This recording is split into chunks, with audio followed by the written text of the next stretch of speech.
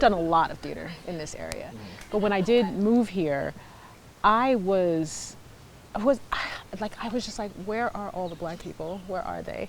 And I've been trying to find out, where are we at? Where we hiding? I know we're here, but where are we? Right. And I had, the only time I would meet anyone else who was a person of color was when I was doing a show. Ayanna, I know Ayanna. I don't know you. I should know you. I don't know you. I don't do enough. And I think maybe at the Scranton Fringe Festival, I did that 1 year, but I don't come out a lot. I'm old. But when I did direct the show that I did, it was Tell 'Em. It was Sandra Miller's family's story. And I was so surprised because I wasn't really dealing with actors. I was dealing with her family. And I thought, like, look at all these talented young women and look at these talented young people. What are you guys doing? Where do you, like, do you train anywhere? Nah, they're self-taught, you know? Yeah. There's not a space that says, yeah, let's do this. Let's cater to stories about, that we want to hear about. Let's cater to things that, like, if you have something to say and you're a theater person and you're black, you don't really have a place to go at all. Like, there's no real place that you can say, all right, I'm comfortable here. We're going to talk about our experience. You're not just going to be like the black person in the chorus, which has been my experience ever since I started performing out in New York. It's always been like, I'm like the one black girl in the show. Or the show that has the role of the black person. Yeah, so yeah, that's pretty much it. I was like, well, okay. So I know what my part is. And I was good with that. I was just like, all right, so there's going to be a black girl in the chorus. It's either going to be me or her. So who dances better? It's going to be me or her. Then I got into ragtime. Ragtime was Harlem. I was like, Harlem? There's other people. there's a whole Harlem, you know. I was so excited in Harlem. And it was just like, oh, you mean the person that I saw at the audition, we're both going to be in the show? I was so surprised. I thought I was the one that got cast because there's only one. There can only be one. So when I got on tour and I stepped into the room, I'm like, Joy, how did you get here? How did you get here? And then she was like, I don't know. I thought I was the only one. And I was like, well, there were 3 of us. So 2 of us got it because they were replacing 2 other girls. We thought they were replacing 1. So it was really nice. And then there's all of Harlem. There was just more. There was everyone together. And I was the only time that I had been in a show where it was more than just me, you know? And it's like, it's just kind of followed that way. If you are the black person, you're the one black person in the show. And it's not necessarily because, well, your talent speaks to this or you're this type of person. But then I'll do things like Dane will call me up and be like, can you be in Dirty Rotten Scoundrels? Okay, what like side role do you want me to play? No, I want you to play the lead. I'm like, I can't do that. You know, when I came to this area to do Triumph of Love, I was auditioning for like the sidekick, the sassy best friend. Yeah. And he was like, I kind of can't have you as the sassy best friend. Like, why not? And he's like, well, because I kind of have to have the strongest person as my lead. So my experience here has been the opposite of being the one person. It's like, don't even call me unless this is a role of substance. There have been people that have said, you know, I have this maid role or I have this role. They don't say it. I have to go research it because, like I said, I don't know them. So I have to go research and see, like, what is this they want me to... Yeah, no, I ain't doing that. No, I'm not doing that. Because my leverage is I'm a mom. If this is not enough to get me out of my house, that doesn't tell a story that I can maybe have my kids see or be proud of doing, I don't come out. So well, not only that you're a mom, but like you're one of the most, I've been doing theater in the area for over 20 years. You're one of the most talented people that I've ever worked with. So it shouldn't be about you're a mom or you're this, you're that. You're the most talented person. It's just got to be, got to be big. It's got to be something that speaks to me. Yeah. Like, thank you for Sister Act. It was like, okay, I'll do that. I'll come out of hiding for that. I did. I was like, all right, I'll step out. But, you know, it has to mean something. It has to be a story that I don't mind telling, that, you know, I can say, hey, Violet, that's my daughter, look, I'm doing that. And she's like, what? You know, I got to make her see something and go, oh, I can do that. That's my mom.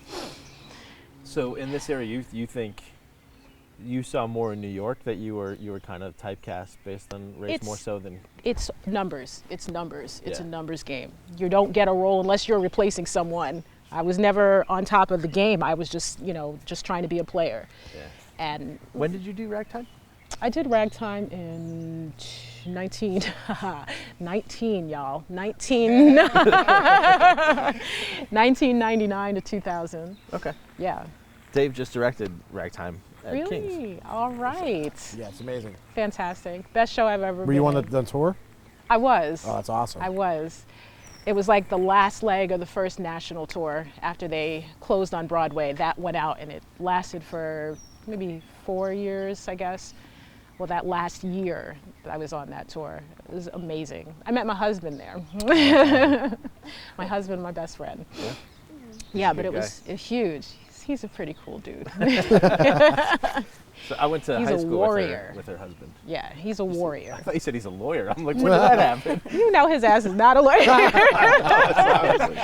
was like, My I've known Ben husband, a while. I don't remember him he's ever. a warrior is Yeah. what I mean. Like he's white and he is a warrior these days. He has to fight all the time. He fights hard. He's fighting for his family and he has had to unfriend, completely just break ties left and right, just blocking. Yeah. Block, like facts. And they can't take it. And I'm like, you're a real warrior. Like you fight for your family like you should. And he's like, he's more radical than I am. This white guy. He's like more radical than I am. He's just constantly just busting things down. He's just like, burn it down, just burn it all down. I'm like, chill. We have to live in this neighborhood, okay? Don't get That's all good, though. rowdy. The conversation should be had Fights. on both sides, and it should infuriate and offend Oh, both he's sides. It shouldn't be furious. just us, just black people that No, are no, hurt or offended by No. any of these sorts of issues. It should be everyone that's hurt and offended by it because it's all of us in this together. Yes. These are like human rights violations. How do you sit back and think that this is make-believe? He's blown away by the ignorance that he encounters on a daily basis. Blown away. Well, it's interesting because he and I are from the same hometown. Yep, you And know. growing up in a small town in Northeast Pennsylvania, like you always kind of knew, it was always in the back of your head that there was this sort of this underbelly, this ignorance. Yeah. But now that it's sort of been allowed to breathe and allowed to come out into the light, like even knowing that it was there and growing up around it, it's still so shocking to see like how deep the roots go. Right, It's because you're hoping that people will grow up and meet people and leave and come Right, back and and that's go, the oh yeah. things are, it's not like that. It shouldn't have said that. It shouldn't have been, that shouldn't have been my belief. I would have, you know, learned that I was doing something wrong, thinking something just. And I think bringing it back to theater a little bit, that's sort of a problem around here is so many of the people who have done theater around here this is their area. They haven't left this area. They haven't experienced real diversity, real cultural differences, things like that, because they've always been here. So the art that they're creating is just a reflection of their own experiences. And I'm sorry. no, go ahead. Not just that though, it's also the fact that we in the theater community already, we look at ourselves as a little bit above all of this anyway. We are always a little more open. The theater is a safe space where we have so many people that are different in theater, so many gay people in theater. So this is a place where you can come be yourself, that we tend to not even notice when we are offending each other or not looking at each other the way we should. We're so busy thinking we're above all of that racism that's out in the world and not even noticing the ones that we're putting forth on a daily basis with the shows that we do. And the way that we treat the actors coming in. A lot of us, I don't want to speak for everyone, but I'm sure a lot of us have gotten that exact call, like, hey, I got a role for you. You know, I'll tell a story. I told you guys the story earlier, but I'll tell it for the cameras. I had been in a show years ago, and someone had seen me in that show, and they loved my performance, and they were like, I'm going to find a role for you. I want to direct you. I'm going to find a role for you. 3 years went by. And then they contacted me, and they were ecstatic, actually. They didn't even know what they were doing in the moment. And telling me, oh, I found a role for you. You're going to love it. I can't wait to work with you. And then they told me that they were doing a Tennessee Williams show, and they needed me to play a servant. They didn't even notice to themselves that 3 years had gone by for you to find this perfect role, and then you came at me with a servant role. You know, the calls like, hey, we're gonna do hair, need some black people. But you've never called me to play the Tin Man or any other role that outside of I need a black guy. It then makes it so that when I see that director, I'm like, you know what, maybe I don't want to go out for that show, even though I love that role now, because I'm probably going to be put in the, well, I need a big, strong voice for that part. I need a belt. I need, you know, that black rasp for this one. You don't always want to be just your skin tone, especially because we're acting. Other people get to play green characters and purple characters, but when I go on that stage, all you see is black. All I can be is black. So much more. Yeah, much more. I love being a character actor. I love playing characters. I hate to be pigeonholed with the fact that certain directors might not be able to see past the skin in front of them. Yeah. I spent a lot of time, I'm sorry. No, go ahead. I spent a lot of time not getting cast in things because I didn't sound the way I looked. Back in the days when I was in college, they would think, okay, well, we've got 2 black women in the theater department, went to Syracuse, majored in musical theater. Syracuse University, everyone talks about how great a musical theater program they have. They don't know what to do with us. There's only 2 of us. So they had to learn some things. Me and my friend Natasha, I hope we taught them some things. But the songs that they would pick for me, everyone got songs tailor-made to them, what they felt like they could sing, what is not just their vocal part, but like who they are. And I couldn't wait for them to get a song for me. I was like, ooh, what do I get to sing? What do they give me? Mind you, I'm not this big belting type of woman. I'm not really good at gospel because I've heard gospel done and gospel done right, and I'm not gonna act like I can do that. That's just not even fair. So then they give me, and I am telling you, Jennifer Holliday. I was like, okay, now you know, I can't sing this song, but that's what you took. You said, all right, we've got a black girl. Let's pull out, and I'm telling you, somebody's gonna be Effie, right? I'm like, then I was like a $105 soaking wet. It's right, I'm Effie. Okay, all right, that's fine. So I had to sing that song, and I did a terrible job at it. But it went to show you, it was like every time I got a song, and I talked to my other friends who were in theater departments, and during the time we were all in college, we all got the same songs, no matter what state you're in. And I am telling you, I'm changing something, a Sleeping Bee, that one, oh God, it was like I Loves You Porgy. Like it was just everything typical, like the 3 black musicals that they knew. Those are the songs that we got to sing. And I was like, wow. Anyone ask you what you wanted to sing? No, of course not, because they didn't know anything. And I would suggest a song once or twice, like when I was auditioning for something. It was always something off the beaten path, some patter song that they just didn't think that I could sing. And I loved doing that. And it just felt like, okay, the only way that I'm gonna get to sing what I want to sing is if I figure it out. And I also didn't know who I was. It was like, I don't really know what I'm good at. No one's helping me figure out where my voice is. I'm just singing what they think I should be able to sing.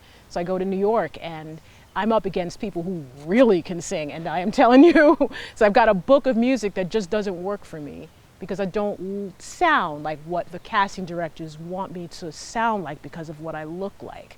So my legit musical theater voice did nothing, and then I was a dancer, and that's all I did. I didn't even sing anywhere, I was just dancing. Yeah, you're skinny, okay, you're gonna dance. Like that's it, you know. I didn't get to sing, and I trained as a singer longer than anything else.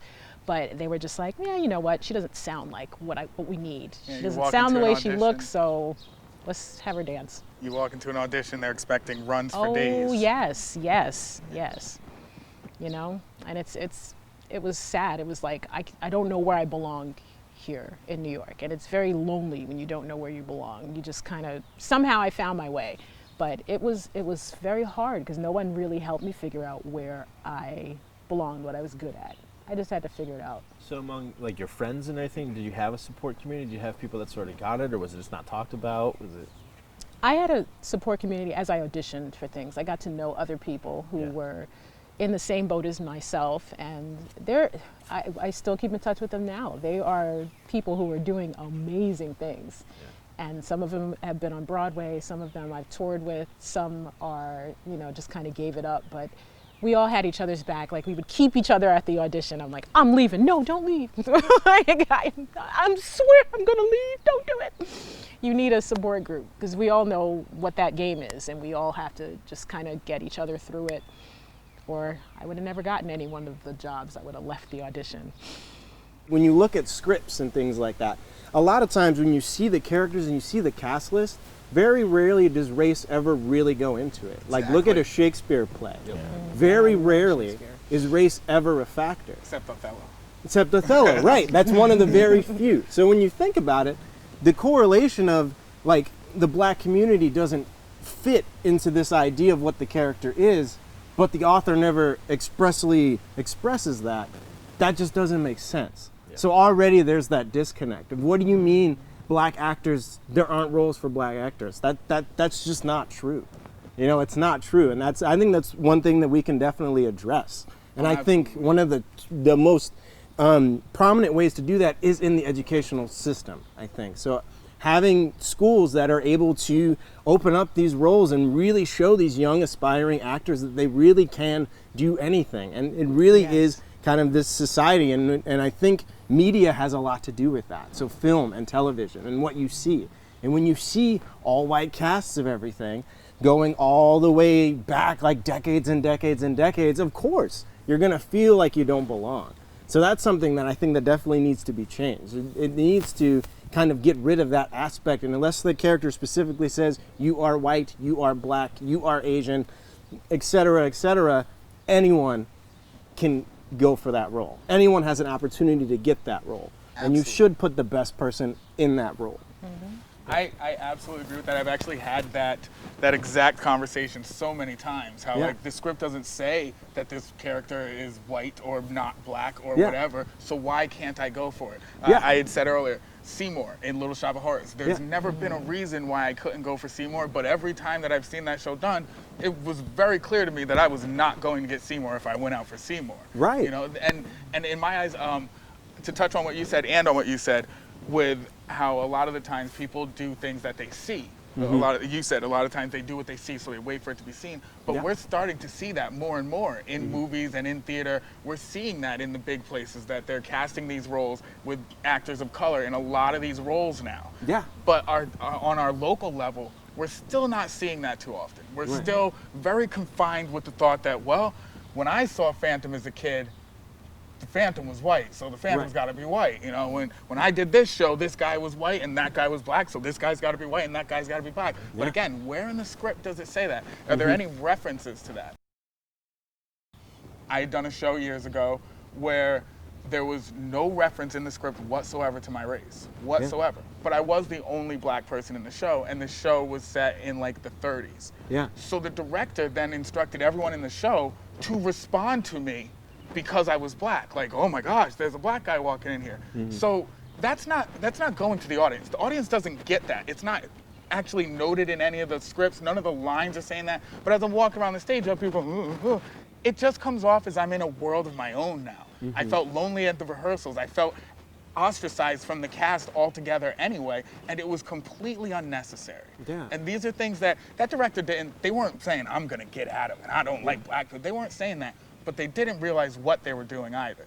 Right. And these are the things that we need to... I mean, I was in that show with you, and I think the director, their thought was, oh, this is a true depiction of how people were treated in the 30s, people of color. It's like, but that's not the story we're telling. Exactly. That's not, it doesn't have, why does that have to be a factor, you know? Yeah.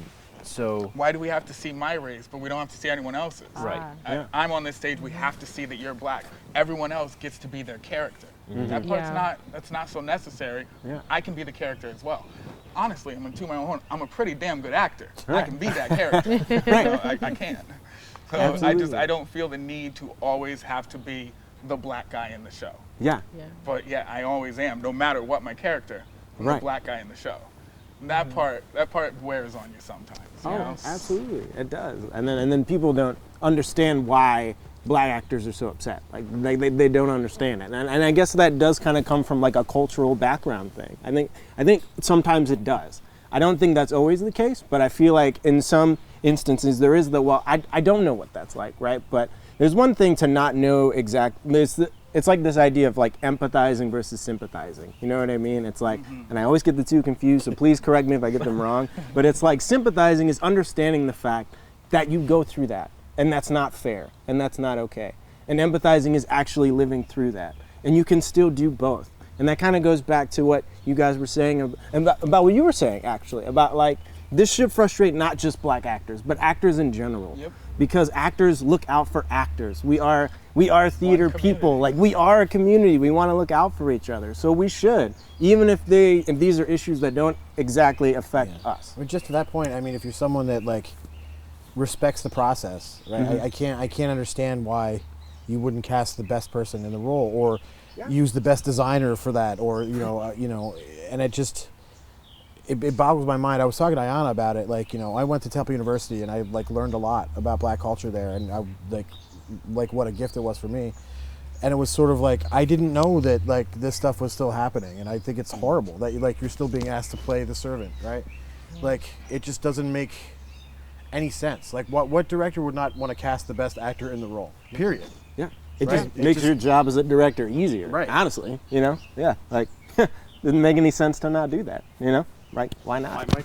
Sorry, and that's why I'm really glad we're having this conversation, because I don't think that a lot of people even realize that they're doing those things. I think they're so ingrained in their heads that this character is white and this character is black that they don't think, oh, I'm not casting the best guy for the role. He doesn't fit the role. No, they don't realize that he does fit the role. He's an actor. She's an actor. To your point, there's no reason Seymour couldn't be any color, right? Yeah. But knowing that it's like not very, done very often, it's very disheartening to go into auditions and stuff knowing that there's not really any black characters, because right in the back of your head, I mean, I can't speak for everybody, but like in the back of your head, you go in thinking like, well, I want the lead, but if they're not a black person, like, what am I supposed to do? I'm gonna get buried in the ensemble or something again, and that's just not a good way to go into a show. And I mean, that's pretty much, been my experience, I would say.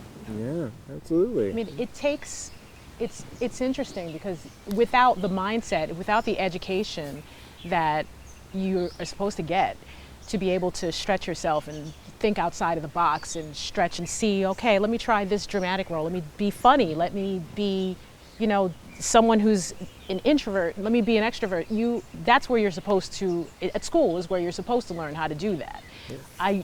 You don't get the chance to do that, then you don't know how to lead a show. You don't know how to stand up for yourself, and you just kind of disappear. There has to be a certain level of confidence as you're standing in front of people auditioning, going, all right, I'm your person. I didn't even have that. After being on tour with on national tours and regional theater, I did not have the confidence to stand up and say, I'm going for the lead. I wanted the sassy best friend. That's where I thought I belonged. Even after that, because all the education I had didn't teach me that I was more than just a black actress, So it's disheartening where your education system fails you. They're not doing what they're supposed to do if they don't let you stretch then. They were like, you don't want to be typecast. So it's in college and in high school even, if you get the chance to be a part of a theater community, a theater program, that's when you're supposed to be allowed to do those things. Before the world gets a hold of you and says, this is what box you fit in. You're supposed to be armed to say, no, I know that I can do this. I know that I can do this too. So that's supposed to prepare you for the world. But I don't think it's doing that right now, because the arts is not what it should be in schools at all. We grew up in a different age anyway. I grew up in the 90s, and even then, the roles that were available on television and in movies were different than they are today. We have seen black actors win more awards, be featured in more prominent roles, be featured as the love interest and other things like that. That's my whole thing, is I feel like I watched all those things change in my own lifetime. And I'm not that old, but in my own lifetime, I watched those things change. But I'm still, that's baby skin, But I still feel like, again, on this level, on the level that we do it at, it isn't going there yet. Yeah. And maybe it will in the future, but that's what we're here for now. We're trying to make that change now. I want to be able to do those roles that I saw as a kid growing up and saying, look at this changing and look at that changing and look at the fact that now black actors are everywhere. Now there's not a need for a black entertainment television, because black actors are on different channels and in different movies and stuff like that. That's what I want as well. I don't want to be in theater where we're doing only Dreamgirls or only a black show. I don't want that either. I want it to be to a point where it's not a thought. It's I'm going in that audition because I like this role, and the person casting is like, I like that guy, not because of his race, not because of how he looks, but because of the performance that he just gave, or she just gave. I keep sticking with the male, and I apologize. But I think it's so cool, actually, because I'm watching, thinking of media and how it's evolved over the years. Star Trek, actually. So like so I'm watching the brand new Star Trek Discovery, and I think it's so cool how you see how diverse that cast is compared all the way to like the first one. So like, obviously if you're not a Star Trek person, you're like, I have no idea what you're talking about. But it's right, like, but it's just so cool because originally, just like basically cutting to the chase here, it's like the original Star Trek cast, from what I remember, is like all white people, and maybe there was like one Asian guy. Right. And then one, right, exactly. It was one, right, exactly. And now with Star Trek Discovery, we know our black ones. Yeah, exactly. And George Takei is Asian, right? I mean, but the thing that's crazy is I think that was actually now. probably a very diverse cast for the time. Absolutely. Right? So you've got groundbreaking. Yeah, which is history. Two people of color on that. Yeah. Actually, didn't they have the first like interracial relationship or something on television on that? The first kiss, right? Because it was Shatner and That's right. Uhura, right? Yes. Yeah. Absolutely. Anyway, no. Then this is all like really great stuff, and I guess that just kind of proves even more the testament of how Star Trek kind of has really broken ground in terms of that. But now it's like more than half the cast are just people of color. In fact, the lead is a black woman. But I think what I love the most about it is that they never make it about race. Right. Yes. Ever. Yes. She is the lead, and not once does it ever come up that she's black. And you just go through the same Star Trek-y adventures that you've been going through, and you just see all these people of color, and it never gets brought up. Race never gets brought up, unless it's like obviously like aliens versus humans. Like that's the only time it really comes up. But it's just so comforting to see, like as a person of color, to see that and it not be an issue. So I think that is a really great representation of the evolution or the potential evolution of media, of film, of television, to where you can get that, because it's already happening. And I think that's so cool. And hopefully you take that idea and it really starts to grow. So many theaters around here over the years have asked, how do we get more people of color involved? And their solution is always, let's do black shows. Let's do, a show with a predominantly black cast. And then you have people saying, there aren't enough black actors to do it. So the idea gets nixed right away. Yeah. When the solution is right in front of you. It's just start casting people in the right role. Start casting the best actor for the role, and that problem will solve itself. I guarantee you'll start to see more actors of color come out as you see more representation. It's just like what I was saying about movies and television and media in general. As you've seen more representation, and then your options are open. So now the next generation is going into theaters and movies and television shows and stuff too. It would be the same with us. If we are all cast more in roles for our talent, more black actors or actors of color in general are going to come out, and they're going to do these shows. And then you will be able to do a show that is predominantly one race if you want it to. But at that point, you really won't need to. At that point, it will be, we just feel like doing this show. You do it because it's a good show. Exactly. You do it because it's a good show, not because it's a black show. You guys are all, I think, predominantly performers, right? So how do we get more people that want to direct? How many, more people of color that want to tell stories? Not just performers. Like I would love to see, like going to Temple and also just being like, a big fan of American theater. I love August Wilson, right? And I don't want to direct August Wilson, but I want to see it done, right? And it's not like it's. I check myself a lot because I don't want it to come off as like, I want to get more actors of color, so I want to do August Wilson. I just want to see August Wilson done because I think he's brilliant. I think he's one of our greatest American playwrights, but I don't want to tell that story. I want somebody who. So I guess, how do we in this community become more of a place where people can come and direct and tell the story, And you might not have an answer to that, but I only know from the on-stage part. Like I have no longing to direct, and I've never really talked too much about directing. But I got to so think there are people wouldn't- out there in the area that do, right? You've And so, directed like, a couple times. Yes, right? I have. I was just going to say, you just talk to people you know, and maybe they know a girl. Well, being older and not really performing much anymore, unless something really, really interests me, I have directed a couple of things. And I'm not like a great director because I'm still learning. That's something I would be interested in, telling a story that hasn't been told before, something that, you know, just gets more people of color out, not for being a black show, but just getting people to stretch and to, you know, just like tell a different story. Something like August Wilson would be amazing. Yeah, and also, you know, you never know. well, we have a who's theater company if you want to interested. direct. I'll talk to you Clear about your that. schedule.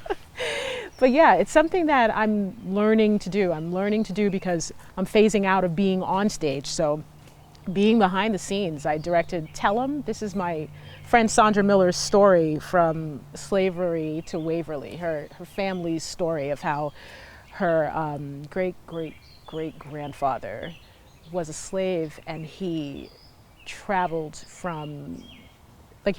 to Waverly, he built a house and raised generations of people, and that house is still standing in Waverly.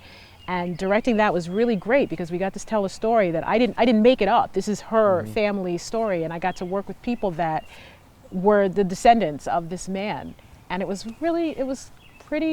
like I knew more than I thought I did from being on stage all those years, being able to go, okay, this is what we're trying to say, this is how it should look, and it all somehow came together. It's just like, okay, maybe I can do that. So I'm a fledgling director, but I think there are other people who might try their hand at it if they know that they're wanted, if they're needed, if there's a place where they might be able to stretch a little bit. Yeah. And I do think it's a lot about word of mouth, Right. but as we all are a community, we all know someone who knows someone else. So let's talk to each other and see who's interested in trying their hand at things. And Now, where did you direct that? that was at the Scranton Cultural Center, Shopland Hall. Okay. 2 years in a row, not doing this year, but it was for Black History Month. And Okay. before that, the cabarets that I directed at Kappa, it was, you know, it's really just a variety show, you know, getting people to perform and doing their own thing. But Yeah. it's something I'd do again. I would do that. And I would say, because I definitely want to get more into directing, and then I'm really excited to have the opportunity to actually direct at King's. I think it's going to be really great. Hey, see, that's two people right here. One, yeah. two. For sure. And I think it's kind of like tying it back to similarly to this idea with acting, is that like directors of color not feeling like they always have to use their pieces to defend why they matter. Maybe You know, that's Yes. what the odd couple, right? Right, exactly. You know, Like, there's yeah, nothing wrong like with why that. why couldn't a Yes. black director want to do, right, like The Odd Couple or something like that. So I feel like there is kind of that stigma too with black directors, similarly to black actors, that black directors have to do black shows. And you know, kind of opening up that idea, opening up the conversation and allowing people to take on things that maybe they would want to take on because it would be interesting, right? So that idea of like wanting to do The Odd Couple or wanting to do like, because I know we're going to be working with Theater of the Absurd, and when you look at like Theater of the Absurd in history, it's all white guys. Oh, yeah. All of it. It's all white guys, a couple of white women every once in a while, but it's like, you know, just taking those ideas and kind of starting to tear down these stigmas of like, if you want to do Theater of the Absurd, you can only use white people. Like that's not true. Nothing in any of their works. Again, going back to the script, right? Opening it up, saying that those are white people because they deal with things like isolation and, you know, like depression and times during war and like this idea of hopelessness.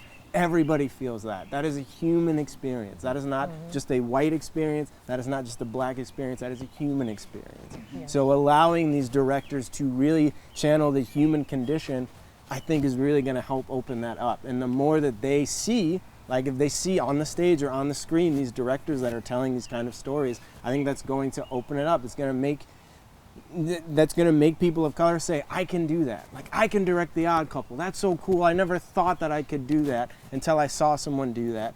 And it just worked really well. So I think that's what it is that you know, it's gonna take some time, but you know, once you start seeing it, I think it's gonna start to naturally evolve. To touch on what you just said there, we had mentioned earlier that a lot of this stuff is educational. It starts real young. It starts on an educational base, and this is one of those things as well. Like if you look at the history of why so many directors, black directors in their day, did black films or movies starring nearly all black people or all black people, it wasn't because they had to do black movies, that was the only kind they were allowed. It was because they needed to give an avenue for black actors.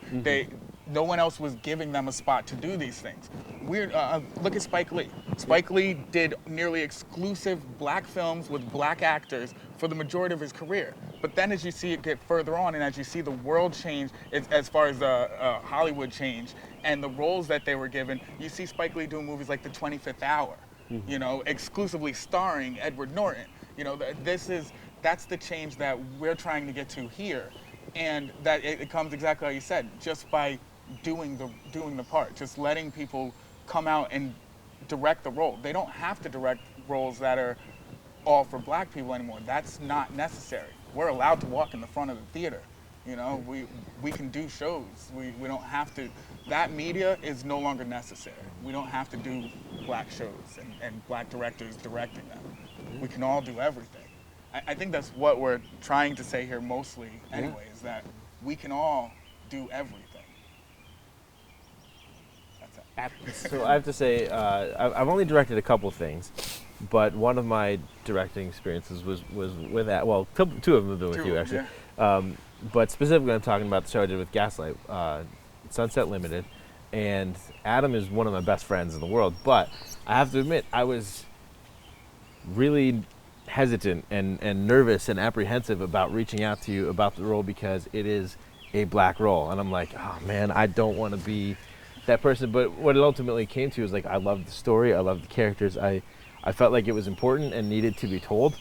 And the way it was written as a black actor and a white actor, so it kind of necessitated that. The characters are literally called black and white. Right, they're named black and white. I mean, deals with I think he was making, McCarthy's making a point with those yeah, and that the thing is that was part of the story is like a black and a white, like it had to be that way.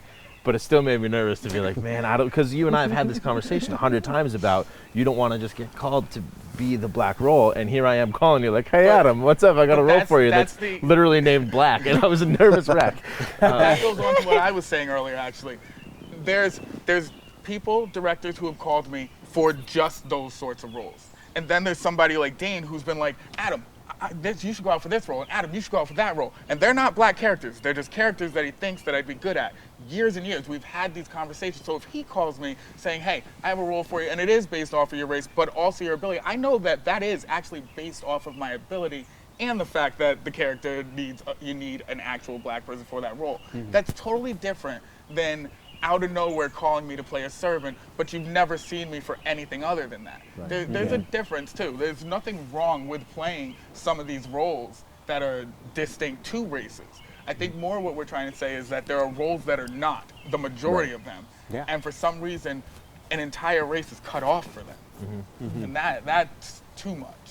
Yeah.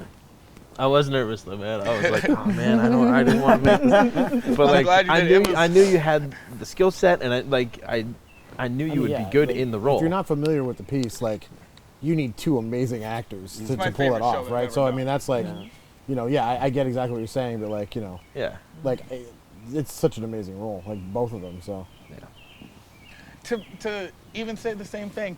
With that Tennessee Williams role, with that servant role, had Dane been the one that asked me for that role, and this is not about the whole we're being such close friends. This is about the way that he has perceived me in theater and interacted with me in theater throughout these years. Had Dane been the one that asked me for that role, I would have said, yeah, man, I'll do you that favor first off and play that role.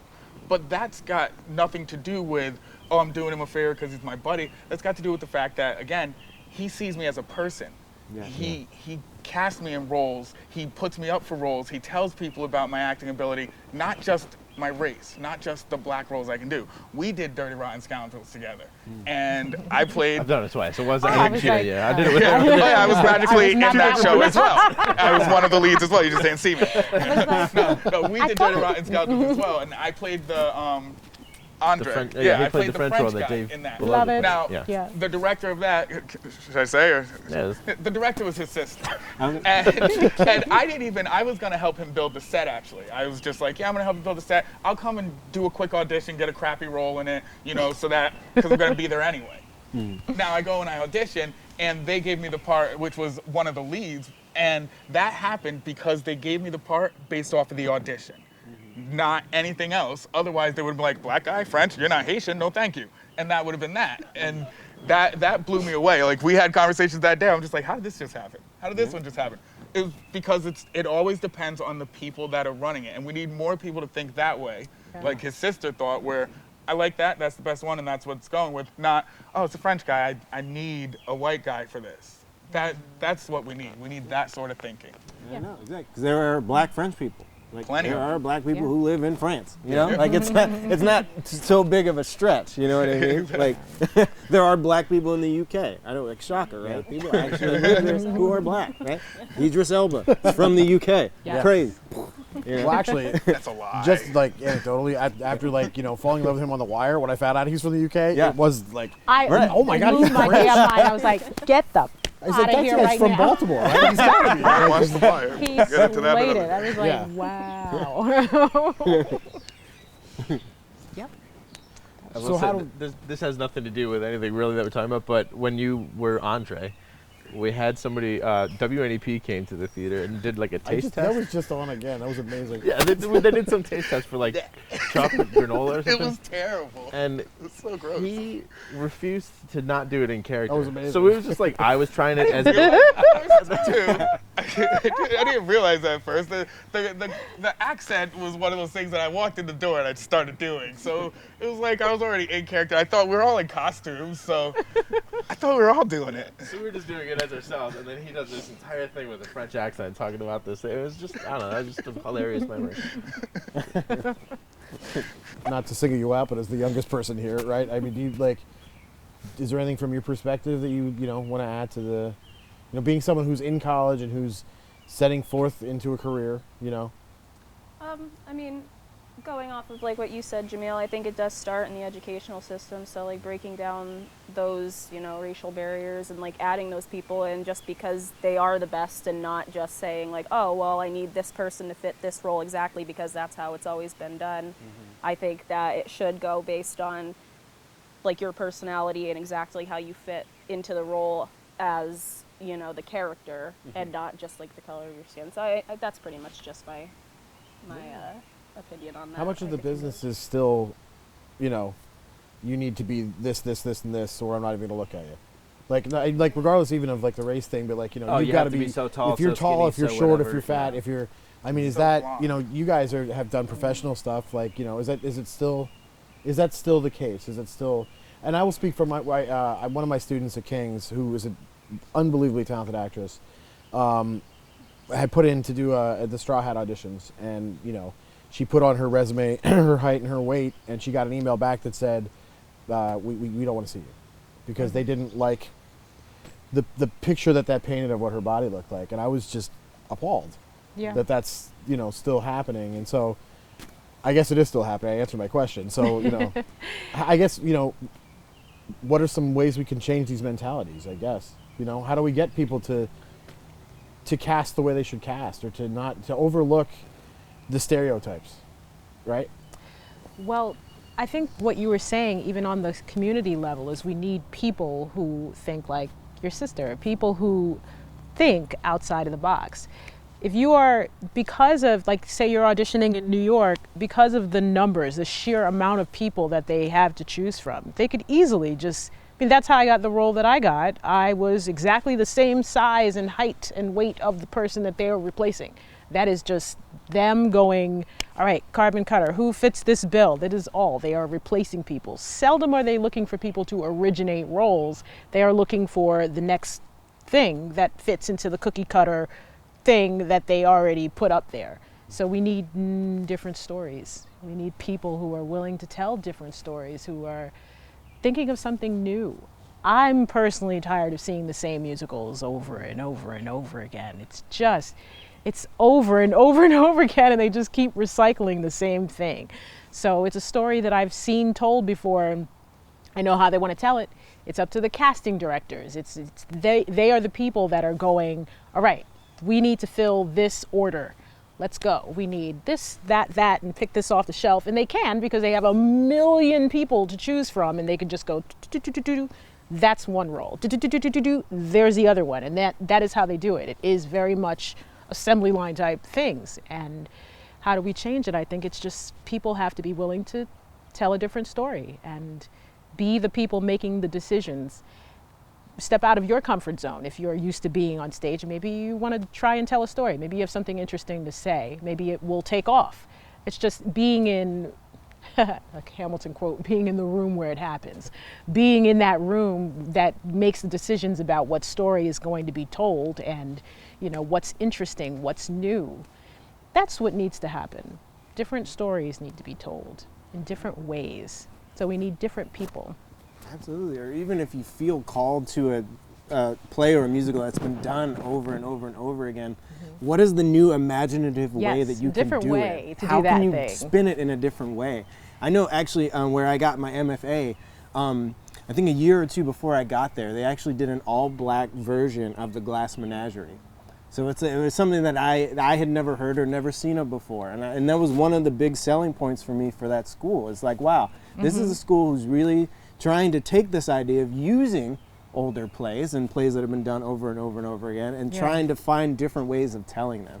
And just how great of a tool is that as an artist, you know? Like, you know, when you're an artist, you get to play with imagination. So it's like, why not stretch the imagination and really take these stories and really just run in the opposite direction with it and really just see how far you can take it. Like, that's just so fun and so fulfilling as an artist. And not only is that fun and fulfilling for the director and the people working on it, but it's also inspiring for the people who are watching it.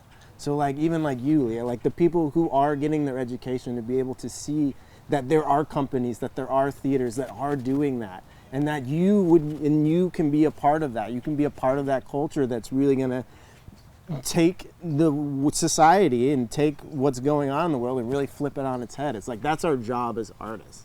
So I think just kind of doing what you're being called to do as an artist, I think is just a great first step, and really just take stuff and play with it and see what happens, you know? Yeah. I think a debilitating thing around here is there's almost a fear on a community level around here of doing something too far outside the box, because all of these community theaters are barely keeping their doors open most of the time. So if I do this, if I do this crazy thing and nobody comes and we lose money, are we going to be able to stay open? There's like that fear. And I think another thing around here is, and I'm including myself in this, a lot of us who do theater, even those of us who do a lot of theater, I don't have any kind of training or real knowledge. Like, what I've learned about theater, I've learned from doing theater around here. So I think there are other people around here who are in the similar situation where directing shows around here is almost, okay, you've been acting long enough, that's the next step. You just start directing. It's not necessarily that you have a strong interest in it or that you have training or experience or knowledge of what you're doing. It's just sort of, that's the next step. So as a result of that, I think you get a lot of directors who are afraid to think outside the box or incapable of thinking outside the box. So they're taking, like you said, carbon copies. They're pulling the stage production they've seen and they're just mounting it on a local stage. They're stealing the choreography, they're stealing the line readings, they're just taking everything and just doing their best to duplicate what they've already seen. So originality and artistry just goes right out the window because everyone's playing it safe and everyone wants to make sure that they're not going to do the thing that loses money or you know, and I think that that's damaging. And I would like to try to find a way, and I don't know how to do that because it's changing the DNA of community theater around here and of you know, audience goers. How do we get people around here to open up to that and to say, let's start seeking out new and inventive and creative and artistic theater instead of let's go see the same production of Fiddler on the Roof that we've seen staged 30 times over the last 30 years. You know, that's a hurdle, and I'm not sure the path to get over that, but I think that that's something that would include, you know, inclusivity and things like that will push us in that direction. Well, Jamil and I have like the wonderful joy of working in educational theater, which, like, you know, we don't have to worry about that commercial aspect of things. You know? I mean, knock on wood, you know, who knows what's going to happen in the future with the college opening again or whatever. But like, you know, so we're trying to do that kind of stuff, right? And so, but I get what you're saying. Like, there's a real worry about keeping the doors open, right? And so maybe the change will be incremental, right? But like, and is it just going to take a theater that's willing to do these things, and people that are willing to come out and say like, okay, we've seen, you know, I feel like, you know, shows like Sunset Limited last fall, things like that, bring people out and give them something they haven't seen 100 times, and you get positive feedback. So is the answer just keep doing more of that? Get more brave, local theaters. Get braver. Bring out to bravery. Let's do it. Yeah, and that's kind of what we're called to do as artists, you know, because I feel like art, like just being performers and being artists, we are called to, you know, really change it up. Like, we're always constantly called to change it up. I think that's one of the reasons why I think everyone kind of gets into arts in the first place. Yeah. It's that sense of mystery. It's that sense of the unknown, right? I feel like any person who is an actor, who wants to be an actor, or even just doesn't acting for fun, I think does it because they have that deep within themselves. And that is really hard, and that is really scary to put yourself out there. But you have to realize at the end of the day, especially working with other artists, even just working with other artists, it's like, we all have that same passion. We all have that one memory. We all have that one thing that made us want to do this. And that does come from somebody who was out there giving their all to this production or performance or directing or designing, you know, and like that's what inspired you to do it. So know that we all have that common seed. We all have that motivation. Do you all have that one tangible thing that you're like, I'm gonna do this? Like, did you have that one thing that made you fall in love with? When you fell in love with theater, yeah. I think everybody has that moment, right? Yeah. Like, I still haven't accomplished it yet. But I mean, that made you fall in love with the idea of even you doing have that it. moment where you're like, oh, this is awesome, right? And like maybe you can't pinpoint that one moment, right? Oh, But, yeah, like, no, I there's- can. I can. Yeah, right, I think everybody has. It was watching Jesus Christ Superstar. What is it, the 70s version? The one with the Black Judas. Yeah. Right, yeah. And I fell in love. I wanted to play that role. But again, this is when I was young and there weren't these same roles out there. So to me, that was the black role out there, which broke my heart every time I went for Judas and didn't get it. I was always so confused, like, but isn't this the one I'm supposed to get? Like, and that's part of the disconnect too, is I grew up thinking that was the role that I was supposed to get. So when I didn't get it, I also never went for any other character in there. I never went for Jesus. I was like, no, they're not gonna cast me as Jesus. I've gotta be the Judas in this or nothing.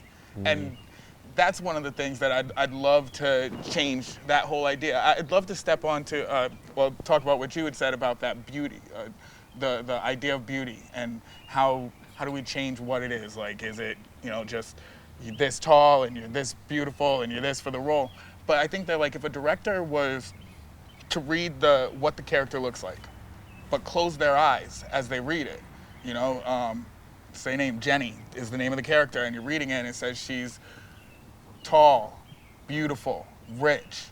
You open your eyes, if you saw a blonde white woman there, that might be a problem. You need to, it never said that. So your vision of beauty is different. We need to change that. If we start putting up more people that are different than that first idea of beauty, then all of a sudden that vision of beauty is different. Now when someone's thinking about what is beautiful, their first thought isn't tall, big breast blonde.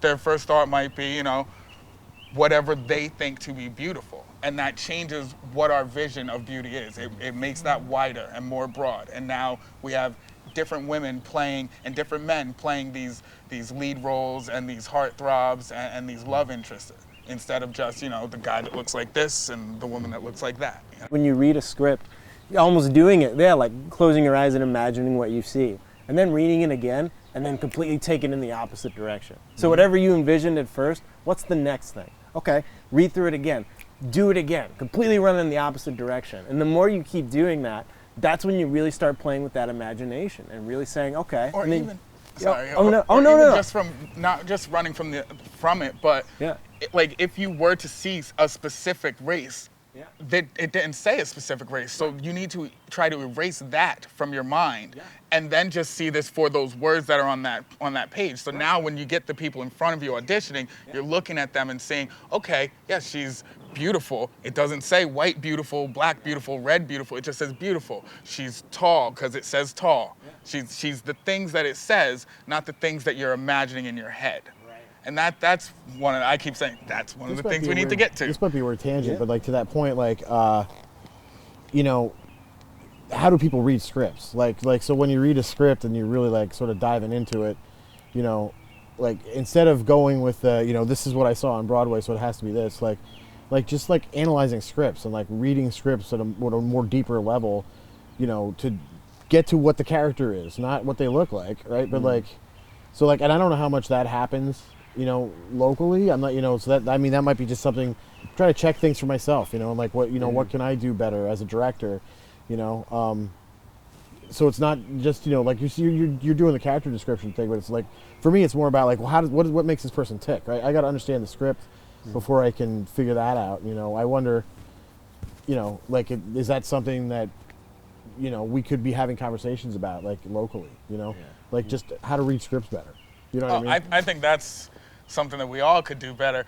I'm kind of crazy when it comes to reading scripts. I've shown Dane like notes and stuff that I've taken just on like being in the ensemble and stuff. Like I go a little bit nuts with my characters and stuff, but I mean, also have met other people in community theater that are the exact same way, that go just as insane with their characters, basically their scene studies, you know, as they're reading their scripts. So I think that a lot of people, at least from my point of view, I think that a lot of people take reading the script very seriously. I think that it mostly comes to when we actually get to getting those parts. If you give the people the parts, then they'll go nuts on it. I mean, I think just culturally, accessibility has proven itself to be huge, even in these past couple weeks, where finally you have a lot of white people that are saying, like, I know I need to learn, I know I need to change, give me some resources, and then they get 40 posts of all these things that you're pulling from all, you know, from 100 different directions. Read this, listen to this, watch this. So I do think it helps. How much of that is translating to the arts? I mean, I definitely think there's you're more able to find like anything. Just like the everything that's happened, and that theater had to have gone online, right? Because of, you know, we can't do theater, right? I don't know. I really have wavered on this. Like, I've watched a lot of, like, you know, like the National in London was releasing tons of, so we were just talking about like the Cumberbatch stuff, and like the Stratford Festival in Canada released a whole bunch of like stuff they filmed that was awesome to watch. But then I've also watched a lot of people reading Shakespeare in like a Zoom call, and I was like, well, this is nice, you know. But like, so I feel like, you know, there's, I think it's awesome and I think it's accessible, but sometimes I think, like, you know, if some kid sees that Shakespeare and they're like, oh, this is horrible, right? Then I'm kind of like, ooh, that might not be the best way to be introducing them to some of this stuff. You got a lot more access to good stuff, but you've also got a lot more access to bad stuff. I mean, like, you know. Sorry. No, you go. That accessibility, though, is what changes minds and what brings people to a point that they didn't know that these were problems or that these were things that actually existed in the world. Sure. If you look at it historically, look at the civil rights movement. When Selma happened, that was broadcast through the news. And then all of a sudden, people in the North were like, oh my God, just like with Emmett Till and the students that were killed. Then it hit the North. Then the Northerners were like, oh my God, that's happening.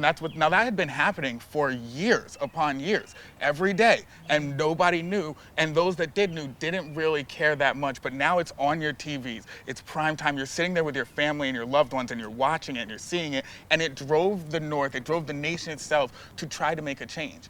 And that's what we're seeing now again with these videos of the cops. And we saw it years ago as well, when we had the same sort of social outpour and outcry over these videos of what's going on in this world. That's because we are now able to see it.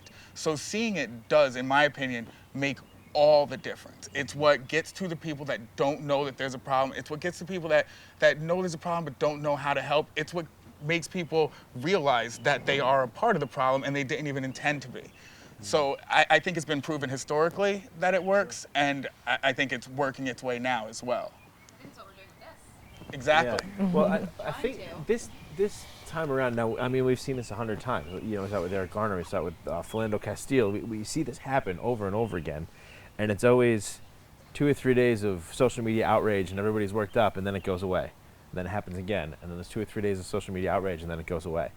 And this time it feels like it's more of an impact. It's sticking around. More people are talking. More people are saying, I need, I'm interested in learning more. I'm interested in changing. So, I mean, I think it's very encouraging. I think it's going to lead to there's still a really long road ahead, but it's nice to see this time, the rage and the cries out for change, not just from the black community, but from the white community also saying we got to do better. We have to. It's the fact that it seems to be sticking around more is encouraging to me. And to Adam's point, people are not letting it go away. Right. Like the media. I think if you watch your cable news, it's seeming to try to steer back to like, remember COVID? Let's talk about COVID again.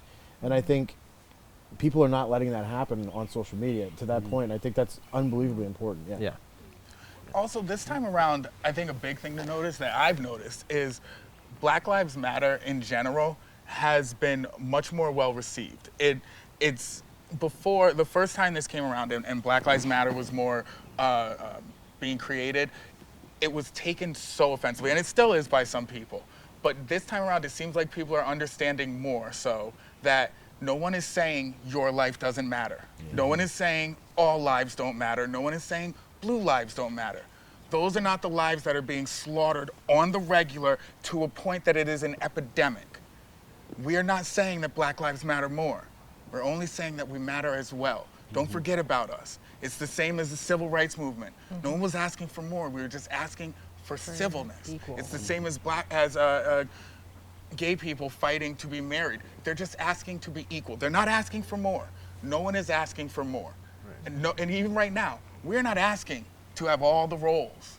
We're just asking to be equal, to be equally considered. If I'm not good enough for that role, by all means, don't give me the role. Just asking to be equally considered.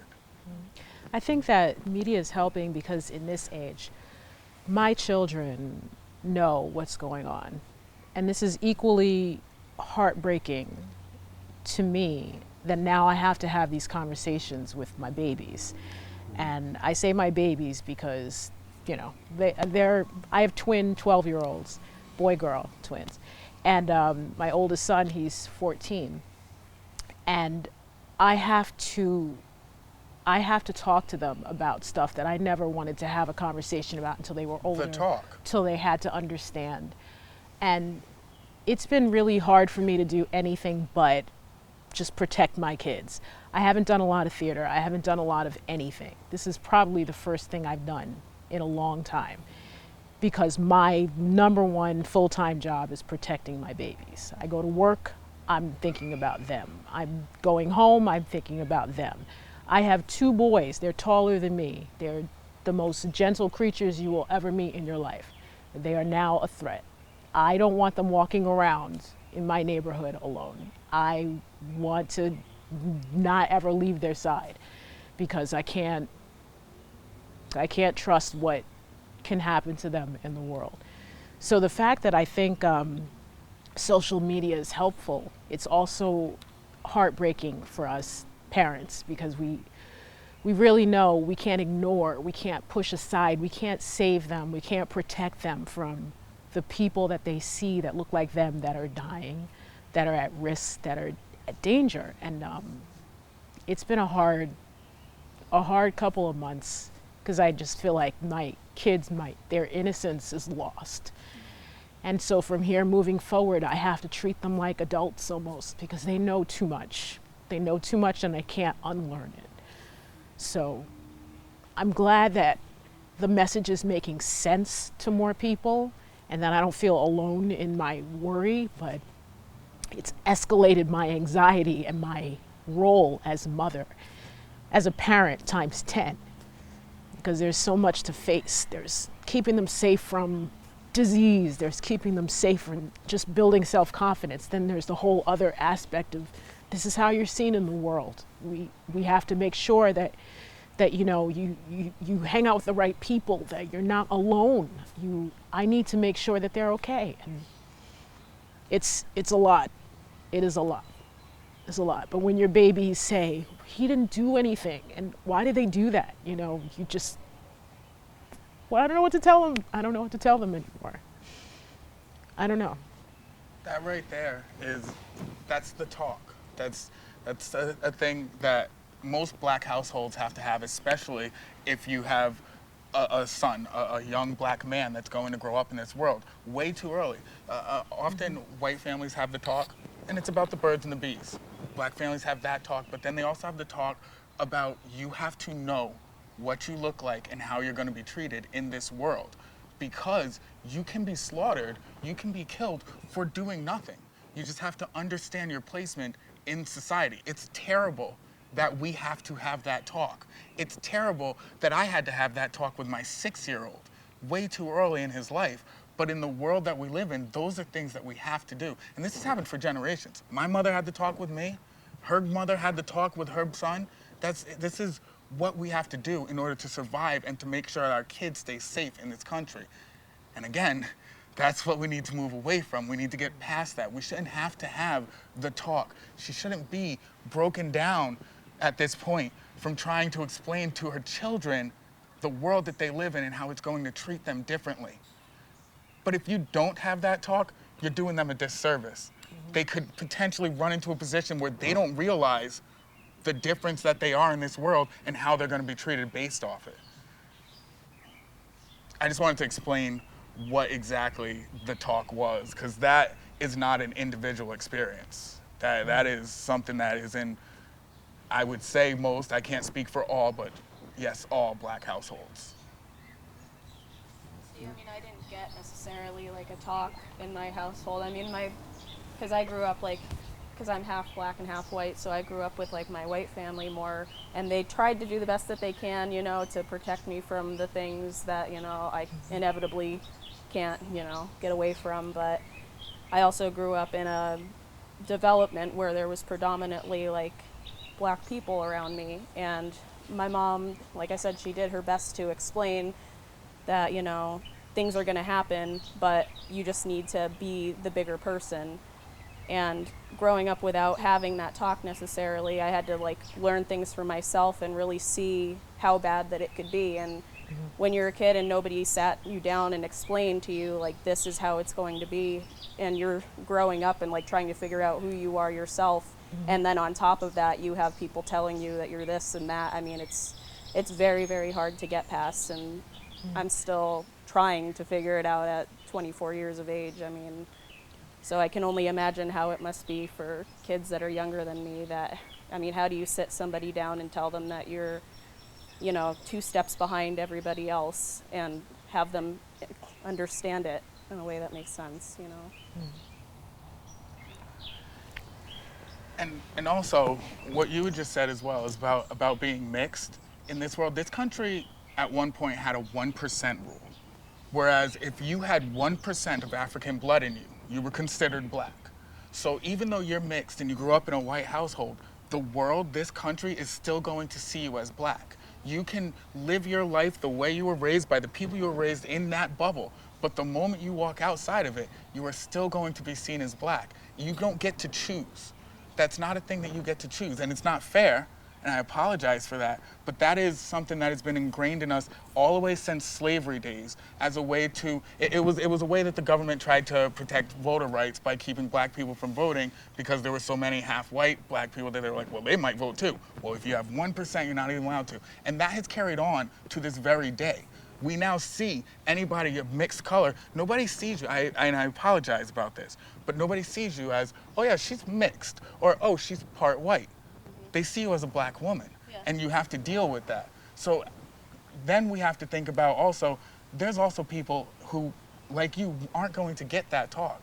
So you're just completely unprepared. And I think this is more, I'm speaking to my race now, we also tend to forget that every one of us are still looked at as black. That was just a little, that's not really too important to the moment, I apologize. Yeah, my kids are biracial, but I know how the world sees them, and they need to know how they're seen. Now, who they are, I don't think I will ever tell them that they are 2 steps behind anyone. I raise them as little warriors, like my husband has, and like I have. They aren't afraid of anyone, but they can get hurt. So mentally and physically, they're strong. They don't take shit from anybody, especially my girl, especially my daughter. So I when don't you're think that she meant 2 raised, steps behind. wait, As in, I know what you mean, but I never want to use any terms that say you're at a disadvantage. Like this is, I'm just like, this is how they see you. This is who you are. Let them know that you are not at a disadvantage. You are a warrior. But I do want to be clear though. Like, yes, you can raise them so that their minds, they are not at a disadvantage. They are smart, strong, brave young men. But systematically, they are at a disadvantage in this country. Absolutely. I just wanted to They be will clear not about that. internalize it. They will know this is how they see you. You are at a disadvantage because the people who make decisions will look at you and think. Yes. But here's what you are. Right. So telling them both things and stressing the point that this is going to come at you and you are going to block it and you're going to know what can happen if you step out of line, because this is systematic racism that we're dealing with. But to never internalize it as you are less than anyone, because you are not. Right. It's important to make sure that they know that does not make them a victim. Absolutely but you just not. got to make sure that they know their stance, and that even though it is incredibly wrong, it's how you protect yourself, essentially.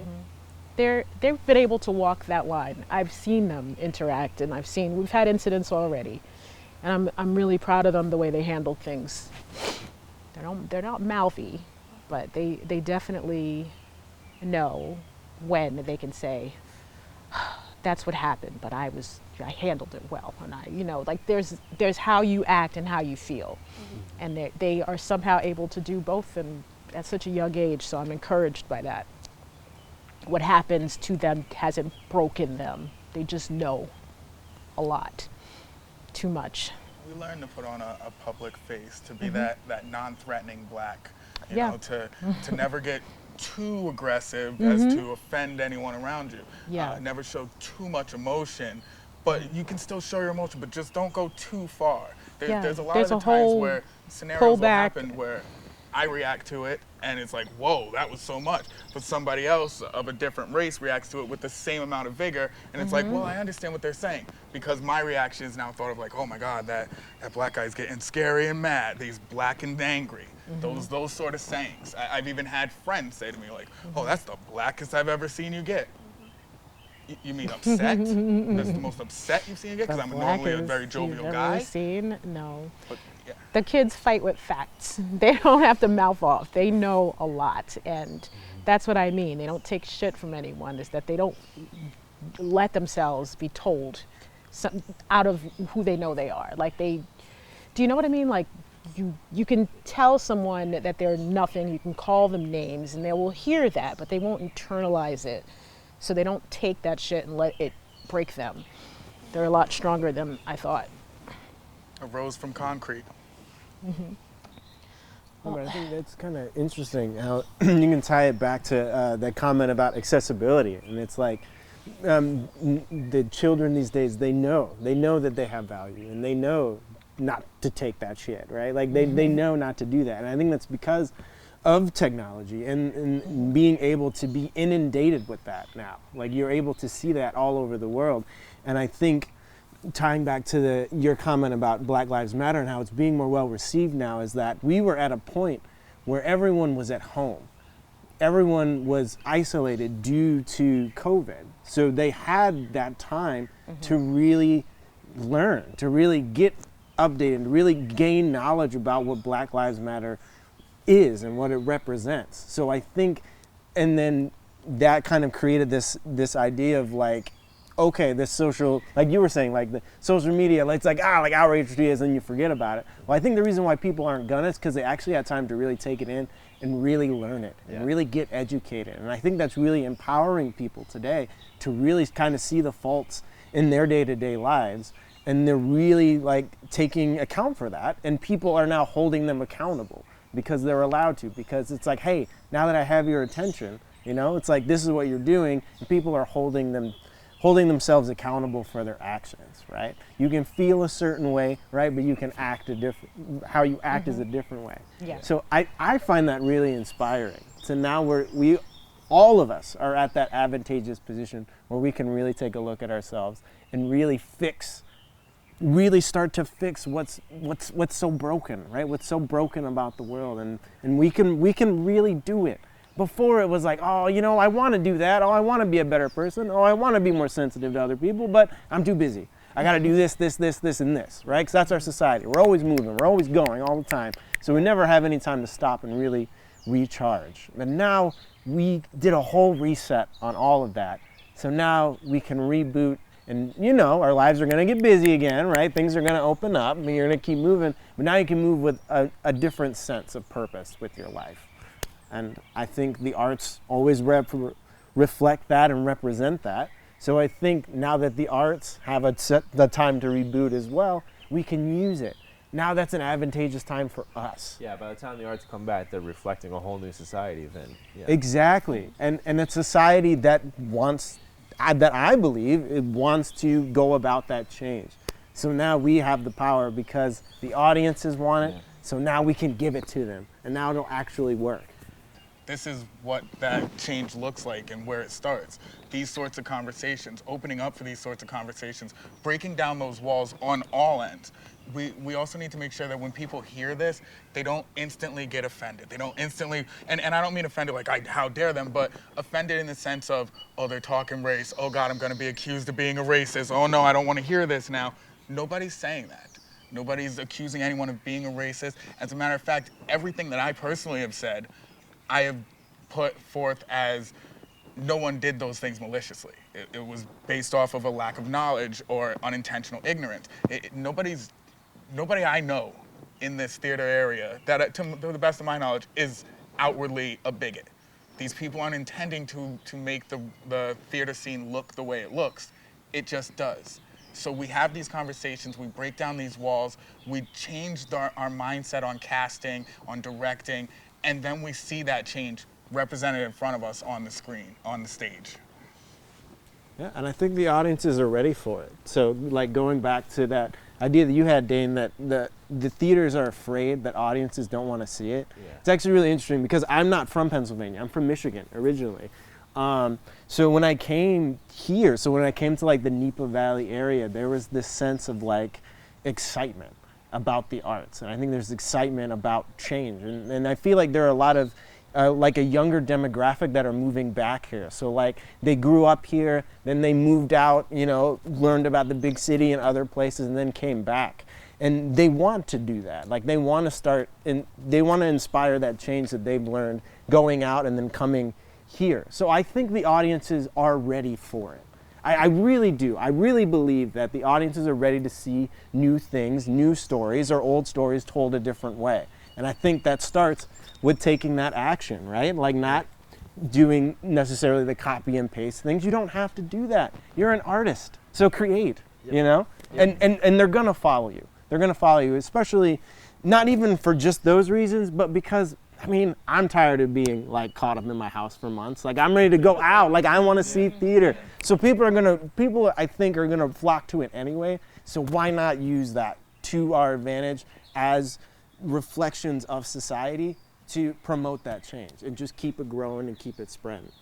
And with these changes, you're only gonna get, again, the best person in these roles, the best person directing these shows. So you're gonna end up with better shows overall. Yeah. And as that's seen more and more, it's just gonna be like, oh, well, this person there, I wanna see that, or this person there, I wanna see that. These people who haven't had lead roles or been put as the love interest before, now you're gonna find out if this takes off and we do see the change that we're hoping to see, you're gonna start to find out that this talent is everywhere, in every color, in every corner, in every race, and then you're gonna not care who you're casting. You're not gonna care who's directing the show, because you're just gonna get good theater. Yeah. And that's what we're all in it for. Right. Yeah, we wanna be moved as people. That's why people go to the theater. They wanna see the human experience. So right, exactly. Putting the best actor there is going to tell the strongest story, and that's going to keep bringing audiences back. Doesn't matter what color skin they have. Doesn't matter if they're straight or gay. Like, it doesn't matter. None of that matters, right? What matters is that that message is being told. And that's what's going to bring me back every single time, 100%. So kind of an interesting situation where, again, just removing the identity of the actor, just making it about the character as opposed to the actor, is years ago, I was in a production of Avenue Q, where, you know, half the characters are puppets. Right. And afterwards, after the show, I was talking to my parents came to see it. I was talking to my dad about it. He's like, the show was great, and he starts talking. Oh, Princeton was this, and he's naming all the characters. And I said, oh, you thought it was good? Then he's like, yeah, I guess you did a good job. I didn't really notice you after the first 2 minutes, but that's what they were paying attention to the character, which was just a puppet.